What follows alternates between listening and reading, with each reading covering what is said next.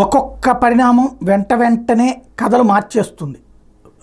అవకాశం దొరికింది కదా అని కుమ్మేద్దాం అనుకున్నటువంటి వ్యక్తిని వెంటనే ఇమ్మీడియట్గా ఆపినటువంటి పరిస్థితి, యాక్షన్ తీసుకున్నటువంటి పరిస్థితి.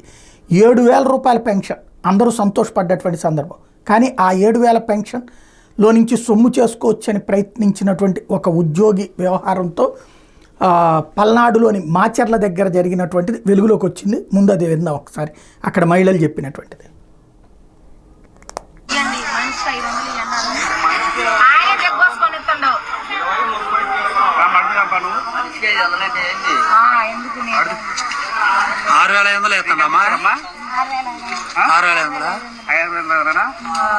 అందరికంతేగా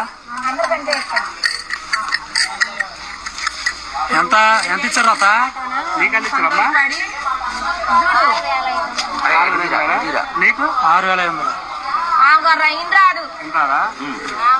అందరికంటే ఇచ్చిండు. ఇప్పుడు ఏమంటానంటే బలాబంది లేదు, 7,000 పింఛన్ వస్తుంది కాబట్టి 500 మీకు ఇష్టమైతే ఇవ్వండి, లేకపోతే లేదు అని ముందే దగ్గర వస్తుంది.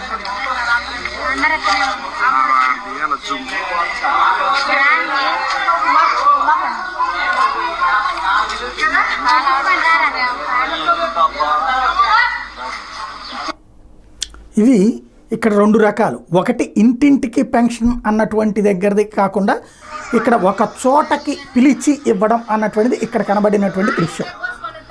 ఇంటింటికి పెన్షన్ అన్నటువంటి చంద్రబాబు గారే స్వయంగా ఇచ్చి వెళ్తే, ఇక్కడేమో ఒక చోటకి పిలిచి ఇవ్వడం అన్నటువంటి జరిగింది. అది ఒక ఎత్తు అయితే, ఈ 500 రూపాయలకి సంబంధించినటువంటి అంశం వెలుగులోకి రాగానే ఈ వ్యవహారంలో సచివాలయ ఉద్యోగి చేతివాటం చూపించారన్నటువంటి విషయం బయటపడింది. బాలు నాయక్ అనేటటువంటి ఉద్యోగి మీద మాచర్ల మున్సిపల్ కమిషనర్ ఈ నేపథ్యంలో చర్య తీసుకున్నారు, తాజాగా ఎమ్మెల్యే ఆదేశాలతో.